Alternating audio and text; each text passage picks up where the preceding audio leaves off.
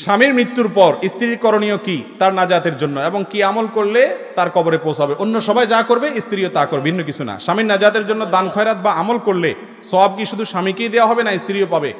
যে কোনো মৃত মানুষের জন্য দোয়া করলে, আমল করলে যে করে সেও পায়, মৃত মানুষও পায়, লাভ দুজনেরই হয়। নামাজের মধ্যে কেরাতের সময় কোনো আয়াতের মাঝখান পর্যন্ত পড়ে ভুলে গেলে, রুকুতে গেলে সাহু সাজদা না দিলে নামাজ হবে কিনা?